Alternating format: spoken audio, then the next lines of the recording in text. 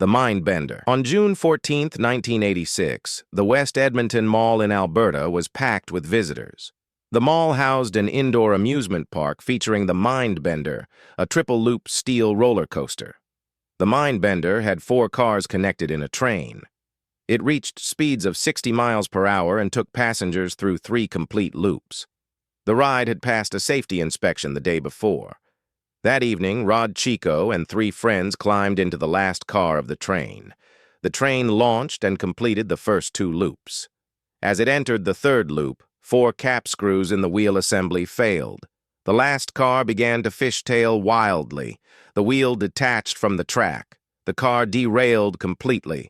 The lap bar restraints unlocked, ejecting all 4 passengers 30 feet to the floor below. The train, slowed by the derailment, rolled backwards and crashed into a concrete support pillar. Rescuers found 3 passengers dead. Rod Chico survived but was critically injured. Both his legs were shattered, along with his ribs, shoulder, pelvis, and lower back. His body was folded in half from the impact. He spent months learning to walk again. The investigation found design flaws in the wheel assembly and inadequate maintenance. The cap screws had worked loose over time. The Mindbender was closed for months while engineers redesigned the system. When it reopened, anti-rollback devices were installed, seat belts were added, and the train was reduced from 4 cars to 3. The accident became Canada's worst roller coaster disaster. The Big Dipper 2. On July 24, 1930, a hot summer day in Omaha, Nebraska, Krug Park was packed with visitors. The Big Dipper was a wooden roller coaster, 4 cars connected in a train. The ride pulled passengers up the first hill, then gravity did the rest. That afternoon, 23 passengers filled the 4 cars.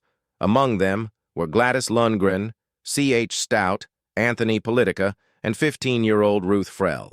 The train began its climb up the first hill. Then a bolt in the brake mechanism worked loose and jammed one of the wheels. The first car jumped the track. It broke through the guardrail and plunged 35 feet to the ground. The other 3 cars were dragged off behind it. Passengers were thrown from their seats or crushed beneath the derailed cars. The impact was devastating. 4 people were dead, and 19 others were seriously injured. But the crowd of spectators had surged forward to see what happened. Thousands of people surrounded the crash site, blocking emergency access. Ambulances arrived but couldn't reach the victims. Police were forced to break down sections of the park fence to create routes for medical personnel. The investigation found that the loose bolt had caused the wheel to lock up, forcing the car off the rails. Krug Park never recovered. Attendance dropped, and the park closed by 1940. The city of Omaha banned roller coasters for years afterwards. The site was later converted into a public park with no rides. The Big Dipper accident became known as the deadliest roller coaster disaster in U.S. history at that time. The Shockwave. On August 23, 1999, 20-year-old Timothy Fan visited King's Dominion with a friend. The Shockwave was a stand-up roller coaster. Passengers stood upright, secured by shoulder harnesses and waist bars. Fan boarded the 6-car train. As the train climbed the lift hill and began its descent, witnesses noticed something wrong. Fan was wiggling and struggling against his restraints.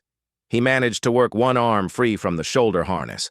His body began to contort sideways as the train gained speed through the course. Near the end of the ride, the coaster entered a 180-degree curve. The forces acting on Fan's body proved too powerful. He was violently ejected from the train and thrown 40 feet onto a catwalk beside the tracks. Fan died instantly from head trauma. When the train returned to the station, Fan's restraints were still locked. He had deliberately worked himself free during the ride. The Shockwave reopened 3 days later.